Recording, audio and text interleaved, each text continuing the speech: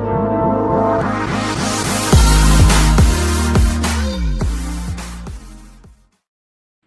everyone, this is Harshita here. Welcome to our YouTube classes with the teacher. We are going to learn about moral development of theory. चलिए दोस्तों, आज का हम लोग का जो टॉपिक है लॉरेंस कोहलबर्ग का नैतिक विकास का सिद्धांत। ठीक है, इसको इंग्लिश में बोलते हैं मोरल डेवलपमेंट थ्योरी। इस सिद्धांत को आपको लॉरेंस कोहलबर्ग ने 1958 में दिया था। चलिए देखते हैं दोस्तों, इस जो टॉपिक से ना आपका कोई भी टेट हो, चाहे सी टेट हो, चाहे सी जी टेट हो, चाहे कोई भी टीचर पढ़ते हो, इस जो टॉपिक से ना आपका 4-5 नंबर का आपका क्वेश्चन आना तय रहती है। ये जो टॉपिक है आपको मोस्ट इम्पॉर्टेंट है। आपको ना इस टॉपिक को अच्छे से ध्यान दे करके रीड करनी है। ये आपका एक वीडियो में जैसे अपलोड नहीं हो पाएगी तो मैं दूसरा वीडियो बनाऊंगी। ठीक है, चलिए तो दोस्तों अब टाइम न करते हुए आपका इस टॉपिक को शुरू करते हैं। सबसे पहले देखेंगे कि आपका नैतिक होता क्या। ठीक है, नैतिक विकास आपका आखिर होता क्या है। ठीक है, देखेंगे नैतिकता का अर्थ। ठीक है, नैतिकता को क्या बोलते हैं, मोरालिटी भी बोलते हैं। ठीक है, अब जो आपका नैतिकता है, आपका नैतिक व्यवहार जन्मजात नहीं होती बल्कि अर्जित है ना। कहने का मतलब है आप में किसी भी बच्चे में जो है ना आपको नैतिकता, उसमें जो किसी के साथ कैसे व्यवहार करना है, किसी के साथ अच्छा व्यवहार करना है, बुरा व्यवहार करना है ना, क्या सही है क्या गलत है, क्या बच्चे में जन्म लेते ही उसमें आ जाती है, नहीं आती है ना। जब तक बच्चा 1 साल का, 2 साल का, या फिर 5-6 महीने के नहीं हो जाती है और 4-5 जो समाज है ना, उसके संपर्क में नहीं जाएगी, तब तक बच्चे में आपका नैतिकता नहीं आती। ठीक है, अब देखेंगे इसे सामाजिक परिवेश से सीखा या अर्जित किया जाता है ना। अभी मैं आपको बताया जो आपका नैतिकता है उसको हम लोग कहाँ सीखते हैं, अपने समाज में ही रह करके सीखते हैं। ठीक है, चलिए अब आगे देखते हैं। इसका नेक्स्ट पॉइंट है आपका अनौपचारिक रूप से बच्चा अपने आस पड़ोस तथा घर में नैतिकता को सीखते हैं। ठीक है, ज़्यादा से ज़्यादा बच्चों का जो नैतिकता है ना, उसमें जो मोरल डेवलपमेंट होता है, उसके आसपास में जो पड़ोसी लोग रहते हैं उनसे बात करते हैं, किस तरह से उसके जो पड़ोसी है व्यवहार करते हैं, है ना, किस तरह से उनके घर में है ना बड़े बुजुर्गों का सम्मान करते हैं। अगर आप अच्छी तरीके से ना बच्चे के सामने में अपना जो नैतिकता दिखाओगे, अपना व्यवहार दिखाओगे, तो बच्चे भी अच्छी से अच्छी चीज़ों को सीखेगा। ठीक है, यदि आप ख़राब चीज़ को ना सिखाओगे बच्चों को ना, तो ख़राब चीज़ सीखे। जैसे घर में आपको गाली गलौज देना है ना, या फिर किसी को मारना पीटना, अगर आप वैसी चीज़ करोगे ना, तो बच्चे भी किसी को वो भी जल्दी मतलब गाली बकना सीख जाता है, और या फिर किसी को मतलब मारपीट करने के लिए सीख जाता है ना। यदि आप उसको अच्छा संस्कार देना चाहते हो तो आप बढ़िया से सुबह से जल्दी आप उठ जाइए, है ना, मॉर्निंग में जितना भी आपका काम रहता है उसको अच्छे से करना है। उसके बाद फिर कोई भी इंसान आपको मिल रहे हैं तो क्या करना है, आपको उसके साथ अच्छे से आपको उसका व्यवहार करना है। और फिर घर में जैसे किसी से आपको लड़ाई हो रही है तो बच्चों के सामने में नहीं करना है ना। और जो भी आपका घर में जो आपका मैटर रहता है उसको आपस में सुलझा लेना है। ठीक है, चलिए आगे देखते हैं। औपचारिक रूप से खेल के मैदान विद्यालय में सीखते हैं। अब औपचारिक रूप से बच्चे जो क्या है ना, खेल के मैदान में भी उनका नैतिकता का विकास होती है। अब जब हम खेल के मैदान में चले जाते हैं तो बच्चे में जो एक दूसरे को देख करके उसमें एक दूसरे के सहयोग करने की भावना है ना, एक दूसरे की जो बात को समझना है ना, बहुत सारी जो चीज़ का ना जो नैतिकता का विकास ना आपको खेल के मैदान में भी होती है। ठीक है, चलिए आप देखेंगे जो आपका लॉरेंस कोहलबर्ग के नैतिक विकास के उसके जो 3 अवस्था है ना, और उसके जो 6 चरण है उसके बारे में हम लोग देखेंगे। चलिए तो देखते हैं आप लॉरेंस कोहलबर्ग का नैतिक विकास का सिद्धांत। कोहलबर्ग ने नैतिक विकास के 3 चरण दिए हैं। ये जो आपका 3 चरण दिए हुए हैं ना, ये वाला जो वर्ड है आपका पूछा गया था कि लॉरेंस कोहलबर्ग ने नैतिक विकास के कितने चरण दिए हुए, ये आपका पूछा गया था छत्तीसगढ़ असिस्टेंट टीचर 2023 में। ठीक है, आज हम लोग देखेंगे इसमें आपका जो 3 चरण है उसमें से जो है कौन कौन से उसको है ना। इसमें दोस्तों मैं क्या की हूँ, इसमें मैं आपका एक एक अवस्था को नहीं लिखी हूँ मैं, चूँकि ना मेरा ना जो सी टेट और सी जी टेट दोनों ही क्लियर हो गई है, तो और मैंने एक बार रीट का भी एग्ज़ाम दिला है। ठीक है, तो वो भी मेरा अच्छी तरह से मतलब अच्छा नंबर गया था, वही 90+ चली गई थी। ठीक है, तो ना मैं क्या है कि मैंने जितना भी आपका सी टेट का और सी जी टेट का और आपका रीट का MP टेट और UP टेट है ना, मतलब हमारे जो भारत में जितने भी राज्य हैं है ना, उन सभी राज्य का जो टेट में जो एग्ज़ाम होते हैं उन सारी चीज़ को अच्छे से रीड की हूँ, और उसमें से मैं क्वेश्चन निकाल के जब देखी हूँ तो मुझे पता चला है कि जो आपका ये जो आपका लॉरेंस कोहलबर्ग का जो 3 चरण है ना, ये जो 3 चरण का जो नाम बस को आप क्या कर दिया जाता है, उसको परिवर्तन कर दिया जाता है। अब देखिए दोस्तों, हम लोग किसी बुक में या फिर किसी यूट्यूब चैनल में मात्र एक नाम को पढ़ के चले जाते हैं क्या, जैसे ये वाला तो फेमस है आपका, है ना, जैसे आपको लॉरेंस कोहलबर्ग नैतिक सिद्धांत में देखोगे तो पूर्व परंपरागत अवस्था, ठीक है, और परंपरागत अवस्था और उत्तर परंपरागत अवस्था, इन तीनों अवस्था को हम लोग पढ़ के चले जाते हैं। लेकिन एग्जाम में क्या होता है आपका, इस नाम को न दे करके आपको क्या दिए जाते हैं, रूढ़िगत अवस्था या फिर नैतिक स्तर। तो इन दोनों अगर ये दोनों नाम अगर आ जाते हैं ना आपको एग्जाम में, तो हम लोग क्या हो जाते हैं, कंफ्यूज हो जाते हैं कि आखिर ये क्या है, ठीक है। तो उसी को मैं इसमें बता रही हूँ आपको, जो आपका पूरा परंपरागत अवस्था है, इसी का दूसरा नाम है आपका प्राक रूढ़िगत उन्मुखता, और तीसरा नाम है इसको क्या बोलते हैं, पूर्व नैतिक स्तर, ठीक है। इसको इंग्लिश में आपको याद रखना है प्री कन्वेंशनल स्टेज, ठीक है। ये तो हुआ आपका पहला, ठीक है। दूसरा चरण क्या था आपका, परंपरागत अवस्था, या फिर इसी को बोलेंगे रूढ़िगत उन्मुखता, या बोलेंगे नैतिक स्तर, ठीक है। और इसको क्या बोलते हैं इंग्लिश में, कन्वेंशनल स्टेज। इसका इंग्लिश वर्ड को आपको याद रखनी है, इंग्लिश वर्ड चेंज नहीं होती है, ठीक है। बाकी ना ये सारे जो नाम है ना, ये बस आपको चेंज होती रहती है। तीसरा है आपका उत्तर परंपरागत अवस्था, और इसको क्या बोलते हैं, पोस्ट कन्वेंशनल स्टेज, ठीक है। ये तो था दोस्तों आप लोग का जो कोहलबर्ग नैतिक विकास के 3 चरण, ठीक है। अब इसी में से इन सभी चरणों में से, है ना, सभी का 2-2 आपका उपखंड है, ये सभी का 2-2 उपखंड है। इनको क्या करना है, अभी हमको आगे रीड करना है। ये मैं आपको ओवरव्यू बताई हूँ कि आपको इतना चीज़ को पढ़ना है, ठीक है। चलिए अब नेक्स्ट इसका जो हम लोग पॉइंट देखेंगे, इसका 2-2 जो उपखंड है उसके बारे में देखेंगे, ठीक है। उसके बाद फिर सभी को फिर विस्तार से एक्सप्लेन करेंगे, ठीक है दोस्तों। चलिए दोस्तों अब देखते हैं लॉरेंस कोहलबर्ग का नैतिक विकास का सिद्धांत में कोहलर ने नैतिक विकास के 3 चरण, कितने चरण, 3 चरण को 6 अवस्था में बांटा है, ठीक है। अब देखेंगे इसका जो 3 चरण को किस तरह से 6 अवस्था में इसको बांटा है, इसका आज हम लोग ओवरव्यू देखेंगे। इसके बारे में जो एक्सप्लेनेशन हम लोग इसके बाद फिर देखेंगे, है ना, ठीक है। तो देखेंगे दोस्तों आपका जो आपको जैसे कि अभी मैं आपका 3 चरण को एक्सप्लेन की हूँ, उसका कई नामों से उसको बताई हूँ, है ना, ठीक उसी प्रकार के आपका इनका जो 6 अवस्था है उसको भी अलग अलग नामों से क्या है इसको जाना जाता है। और ये चीज़ आप जब एग्जाम हॉल में जाओगे ना, तब ये आपको सारी चीज़ आपको फेस करने के लिए मिलेगी, है ना। देखो आप लोग क्या करोगे, उसी के अनुसार देखो आप इसको पढ़ के चले जाओगे, दंड एवं आज्ञा पालन की अवस्था, ठीक है। लेकिन एग्जाम में इसी को क्या बोल दिए जाएंगे, अनुपालन और सजा अभिविन्यास, ठीक है। तो देखिए दोस्तों इसमें इसके नाम को चेंज किया कि नहीं किया, कर दिया ना, ठीक है। आप इसको हर बार इसको रट रट के पढ़ के चले जाओगे है ना। और फिर आपका ये वाला अगर नाम दे दिए जाएंगे तो क्या है, आप इसको बना पाओगे क्या, नहीं बना पाओगे, ठीक है। तो आप जब भी आप कोई भी एग्जाम करना तैयारी करते तो क्या करना है आपको, उसको और किस किस नाम से जाना जाता है, सारा चीज़ को भी आपको पढ़ के जाना है, ठीक है। फिलहाल मैं इसको लिख दी हूँ, आपको इसको ना अच्छे से नोट से बना लेना है और इसको अपने कॉपी भी नोट कर लेना, ठीक है।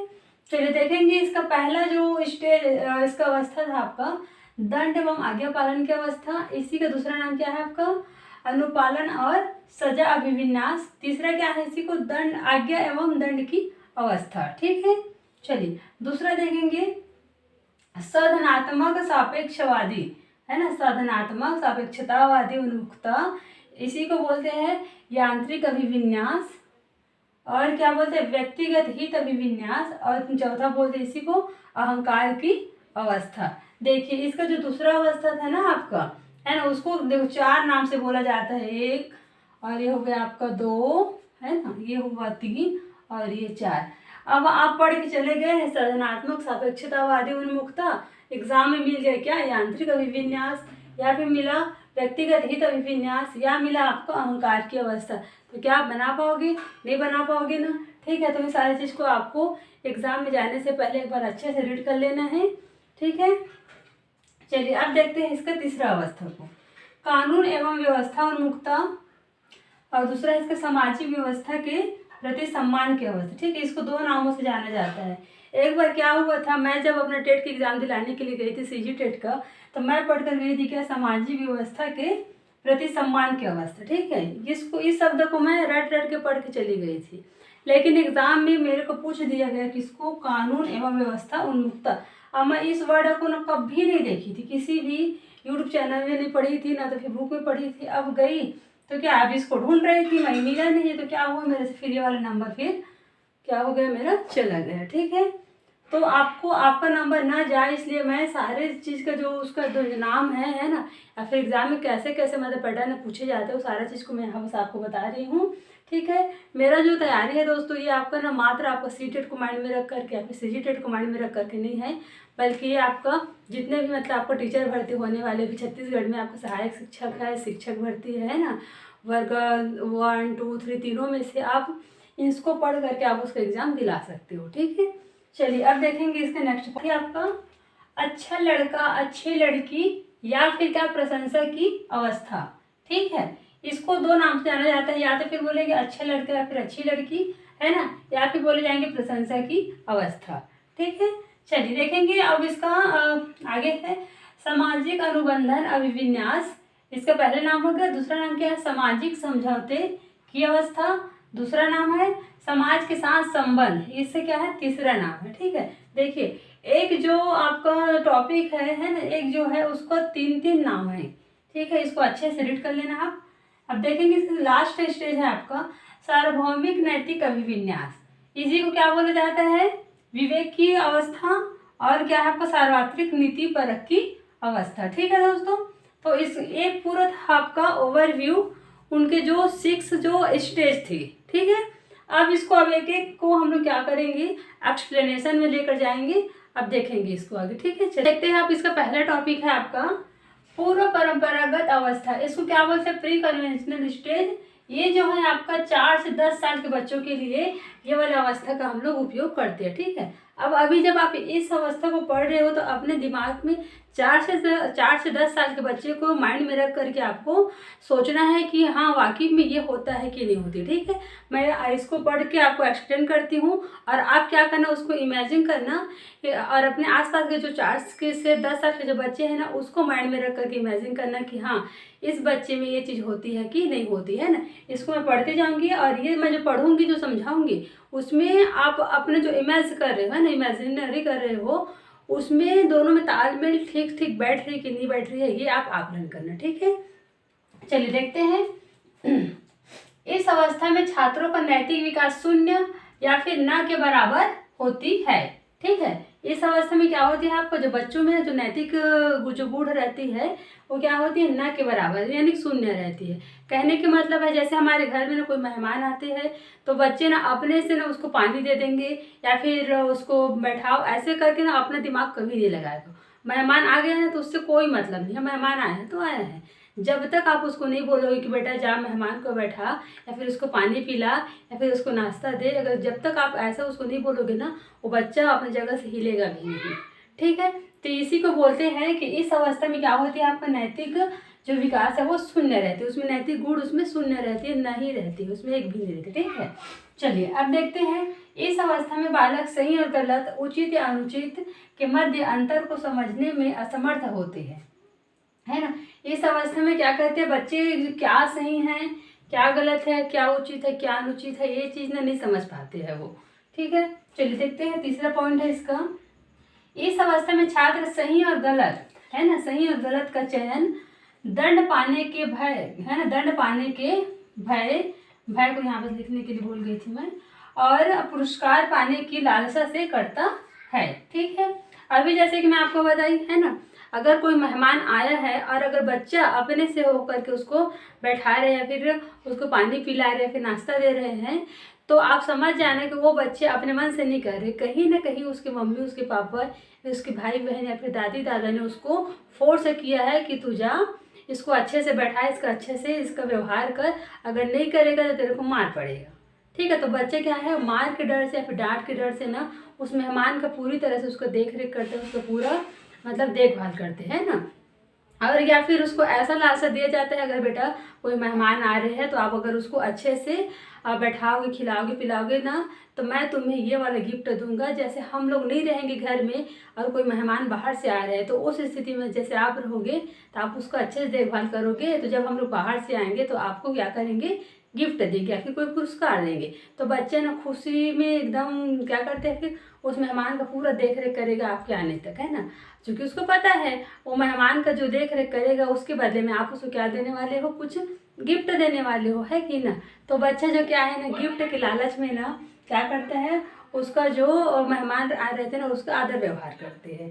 ठीक है, चलिए इसका नेक्स्ट पॉइंट क्या था, इस अवस्था में नैतिक तरकणा दूसरे लोगों के मानकों के अनुसार होती है। ठीक है, दूसरे लोगों के मानकों के अनुसार होती है, मतलब इसमें ना बच्चे में नैतिकता नहीं रहती है ना, वो ना जो मतलब दूसरे लोग बोल दिए जाते हैं कि इस तरह से अगर आप व्यवहार करोगे तो यही आपका उचित है, तो बच्चा अपना दिमाग तो नहीं लगाएगा, जो आप बोले रहोगे उसी चीज़ को वो भी फॉलो करता है। ठीक है, चलिए देखते हैं अब इसका जो सब स्टेज है, इसका 2 सब स्टेज है उसको देखेंगे।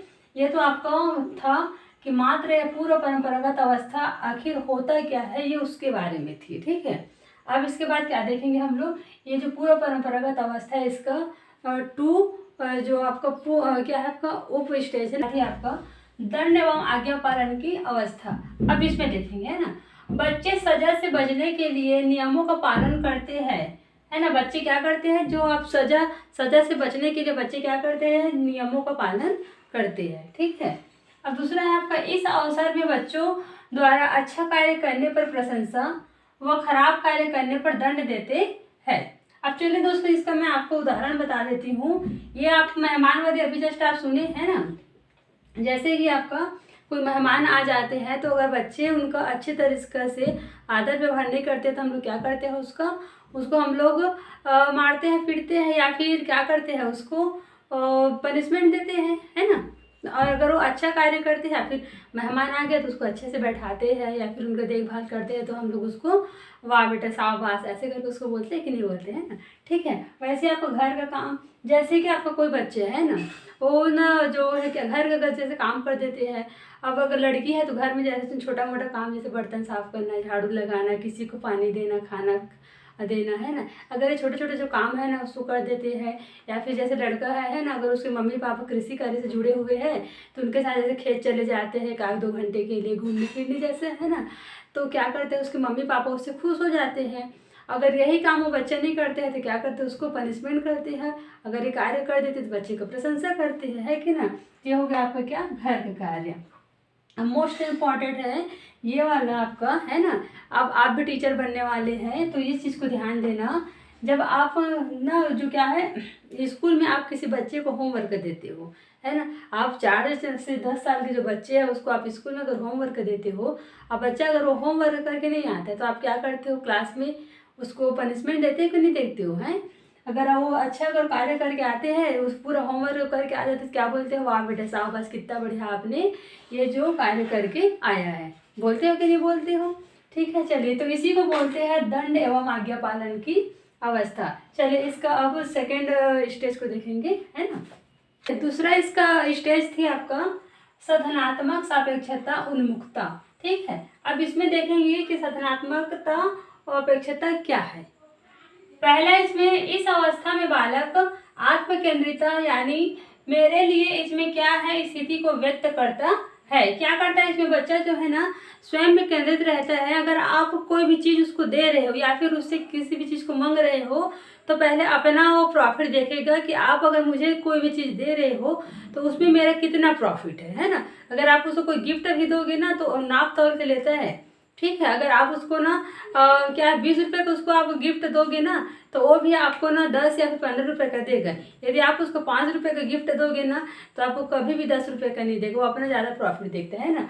मतलब स्वयं में केंद्रित रहता है, बच्चे क्या रहता है आपका स्वयं में केंद्रित रहता है। दूसरा क्या है, इस समय नैतिकता टिट फॉर दैट, है ना, टिट फॉर दैट मतलब जैसे को तैसा पर आधारित है। उदाहरण के लिए पेंसिल या फिर टिफिन बॉक्स। ठीक है, देखेंगे पेंसिल, अगर ना आप किसी बच्चे को आप ना नर्सरी क्लास में गए होंगे तो देखे ही होंगे या फिर पहली या फिर दूसरी क्लास के बच्चे में, है ना।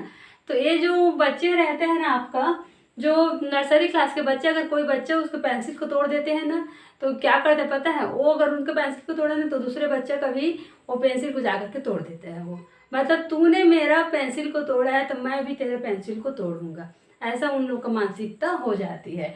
और उतना सबसे अच्छी चीज़ जब वो लोग ना स्कूल में रहते हैं ना, तो ये चीज़ को देखोगे ना तो बड़ा आनंद आती है जब बच्चे ना आपस में ना टिफ़िन बॉक्स को शेयर करके खाते हैं। सभी बच्चे आपस में एक सर्कल में बैठ जाते हैं, है ना, और क्या करते हैं, अपना जो टिफ़िन बॉक्स है उसको खोल करके अपने में से थोड़ा से उसको देगा, है ना, और तुरंत उनसे भी उतना ही मात्रा में ले लेगा जितना अपना दिया रहेगा, है ना। मतलब अपना दे रहे हैं तो क्या करता है वो, उनसे भी लेना उसको मतलब ज़रूरी रहती है, ठीक है। तो इसी को बोलते हैं क्या है आपका, जैसे को तैसा, है ना। आपने उसको दिया तो उसने भी आपसे लिया, मतलब वो देगा तो वो लेगा भी, है ना, ठीक है। तीसरा है आपका, इस अवस्था में बच्चा अपने रुचि के अनुसार कार्य करता है। इसमें क्या करता है आपका जो बच्चा रहता है ना, अपने रुचि के अनुसार कार्य करता है। क्या करता है, अपने रुचि के अनुसार कार्य करता है। उसके बाद क्या है आपका, स्वयं के हितों और जरूरतों को ध्यान में रखकर कार्य करना, ठीक है। इस अवस्था में क्या होता है, बच्चा जो है ना अपने हित को ज़्यादा देखता है, मतलब इसमें मेरा कितना मतलब प्रॉफिट होने वाला है, तो मतलब पूरा जितना भी वो कार्य करेगा ना अपने जो हित में लेकर के करेगा, है ना। अगर किसी से वो मिठाई लेगा भी तो ज़्यादा मात्रा में लेगा, है ना, किसी को देगा तो कम मात्रा में देगा। तो इस तरह से इसे क्या बोलते हैं, साधनात्मक सापेक्षता उन्मुखता, ठीक है। अब चलिए देखते हैं परंपरागत अवस्था। चलिए दोस्तों देखते हैं, नेक्स्ट टॉपिक था क्या आपका, परंपरागत अवस्था, ठीक है। ये है आपका 10 से 13 वर्ष के बच्चों के लिए, इस अवस्था में हम लोग बात करेंगे। अब आपको 10 से 13 वर्ष के बच्चों को दिमाग में रख करके इस जो पॉइंट को आपको समझना है, ठीक है। चलिए देखेंगे, इस अवस्था में बच्चा दूसरे लोगों के मानकों को अपने अंदर समावेशित कर लेता है तथा उसी के अकॉर्डिंग सही गलत का निर्णय करता है, ठीक है। इसमें क्या होता है, आपका जो बच्चा है ना, क्या दूसरे के मानकों मतलब दूसरे के अनुसार, मानक मतलब होता है दूसरे के नीति, जो रीति रिवाज है, जो नीति नियम है, उनके अनुसार अपने आप को क्या करता है वो ढालने की कोशिश करता है, ठीक है। और उसी नियम और उसी कानून में वो क्या करता है वो चलता है वो, ठीक है। दूसरा क्या है आपका, इस अवस्था में व्यक्ति समाज के नियमों और अपेक्षाओं का पालन करने के लिए निर्णय लेते हैं, ठीक है। इस अवस्था में ना जो बच्चा है जो भी निर्णय लेता है वो समाज के पक्ष में लेता है। अगर वो अच्छा कार्य करे या फिर खराब कार्य करे, वो तो समाज को अपने दिमाग में रख करके वो कार्य को करता है, ठीक है। यदि मैं इस कार्य को करूँगा तो क्या है, समाज में मेरा अच्छा प्रशंसा होगा, ऐसे करके कार्य को करेगा। या फिर कोई कार्य जैसे वो करता रहेगा, है ना, तो नहीं ये काम ठीक नहीं है, इस कार्य को अगर करूँगी तो समाज में मेरा अवहेलना होगी या फिर मेरा निंदा होगा करके उस काम को वो छोड़ देता है। मतलब वो अपना प्रॉफिट को नहीं देखना, मतलब अपने हिसाब से ज़िंदगी नहीं जी रहा, वो अपना पूरा जीवन का जो दिनचर्या है उसको समाज पर मतलब डिपेंड कर दिया कि नहीं, समाज को अगर ये चीज़ अच्छा लग रही है तो मैं यही करूँगा, यदि समाज को ये चीज़ अच्छा नहीं लग रही है तो मैं ये नहीं करूँगा, ठीक है। चलिए देखेंगे, इसका भी आपका 2 उप स्टेज है उसको देखेंगे। चलिए दोस्तों देखते हैं इसका नेक्स्ट टॉपिक क्या था आपका, अच्छे लड़का या अच्छी लड़की, है ना, अच्छे लड़के या फिर अच्छी लड़की बनने की कोशिश करना, ठीक है। इस अवस्था में जो आपका बच्चा है वो अच्छा लड़की या फिर अच्छा लड़का बनने की होड़ में लगी रहती है, ठीक है। इसका आप देखेंगे इसका क्या पॉइंट है, इस अवस्था का मुख्य लक्ष्य दूसरों से प्रशंसा पाना या सम्मान पाना है, ठीक है। इस अवस्था में क्या करते बच्चे, दूसरों से सम्मान पाने की या फिर दूसरे से की प्रशंसा सुनने की लालसा में लगी रहती है ना। अब जैसे देखो होमवर्क है, अगर वो स्कूल में अच्छी तरीके से होमवर्क करके चला जाएगा तो टीचर उसको क्या बोलेगा, उसको शाबाश बेटा करके बोलेगा कि नहीं बोलेगा, है ना। या फिर उसका जो रफ कॉपी है उसमें वो एक्सीलेंट या फिर वेरी गुड या फिर गुड लिखते हैं ना, तो बच्चे क्या हो जाते हैं, बहुत खुश हो जाते हैं ना। अगर वहीं बस आप क्या करोगे और बच्चा अगर अच्छी तरीके से होमवर्क करके नहीं जाएगा तो आप उसको वेरी गुड नहीं दोगे तो बच्चे क्या होगा, उसमें निराश हो जाएगा, तो उसको उसमें प्रशंसा मिलेगा क्या कि नहीं मिलेगा, ठीक है। अब देखो गतिविधि में भाग लेना।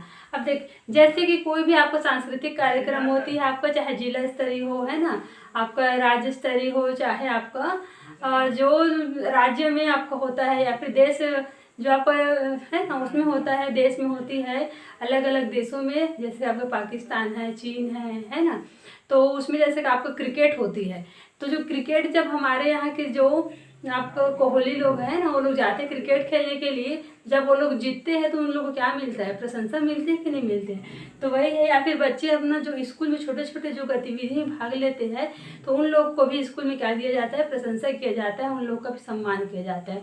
तो इस सारी चीज़ को प्राप्त करने के लिए बच्चे इस अवस्था में अग्रसर रहते हैं। ठीक है, चलिए देखते हैं अब दूसरा टॉपिक को। चलिए दोस्तों देखते हैं अब नेक्स्ट टॉपिक क्या था हम लोग का, कानून व व्यवस्था विन्यास। ठीक है, इसमें देखेंगे हम लोग, इसमें बच्चा सामाजिक और कानून व्यवस्था को बनाए रखता है, वह समाज द्वारा बनाए गए नियमों को कभी न बदलने वाली चीज समझते हैं। ठीक है, चलिए इसको हम लोग अपनी भाषा में समझते हैं। इस अवस्था में जब बच्चे आते हैं तो क्या करते हैं, जो भी आपका समाज में कानून नियम रीति रिवाज जो बना रहता है ना, उसको क्या समझते कि जो नियम है, ये कानून है, ये आपका जन्म जन्मांतर से बना हुआ है, ये कभी न बदलने वाले नियम है। इस नियम को मैं जब अभी जो अगर क्या फॉलो कर रही हूँ तो कहीं ना कहीं इस नियम को मेरे जो दादा दादी है, मम्मी पापा, वो लोग भी इसको फॉलो करके आए हुए हैं। ठीक है, मतलब जो भी समाज में नियम कानून है उसको परिवर्तन ना होने वाला वो समझते हैं। देखते हैं आगे, अर्थात नियम कानून रीति रिवाज परंपरा एक बार बन गया फिर कभी न बदलने वाली है मानते हैं। ठीक है, बच्चे क्या करते हैं, अगर कोई भी नियम या फिर कानून बन गया है एक बार तो वो कभी नहीं बदलता है, ऐसा वो मानता है। जैसे कि आप देखो, एग्जाम्पल के लिए मैं आपको बता देती हूँ कि देखो आपका ना जो समाज में क्या एक चीज़ है कि जो लड़कियां हैं वो घर के काम करने के लिए बनी हुई है ना। कैसे घर में जैसे काम क्या करना है आपको, खाना बनाना, झाड़ू लगाना है ना, बर्तन साफ करना है। और वैसे ही देखो अब लड़का का देखा जाए तो क्या मानते हैं समाज की, लड़का है तो बाहर जाएगा, बाहर जाकर अपना कुछ बिजनेस करेगा, पढ़ाई करेगा, कोई भी धंधा करेगा, है ना। मतलब समाज में ना एक रूढ़िवादी है कि लड़कियां घर के काम करने के लिए बनी हुई है और लड़के क्या है आपका बाहर के काम करने के लिए बनी हुई है। ठीक, ये क्या है आपका एक नियम बना दिया गया है समाज में। तो बच्चे क्या मानते हैं कि ये जो नियम है ये परिवर्तन नहीं हो सकती, लड़कियां घर तक ही सीमित रहेगी और लड़के बाहर में अपना घूम फिर सकता है, अपना जो चाहे वो कर सकता है। ठीक है, चलिए दोस्तों ये तो था आपका जो नैतिक विकास का अवस्था। ठीक है, अब हम लोग आगे का जो वीडियो है उसको नेक्स्ट पार्ट में देखेंगे। ठीक है, अगर वीडियो आपको अच्छा लगी हो तो लाइक से सब्सक्राइब एंड कमेंट जरूर कीजिएगा।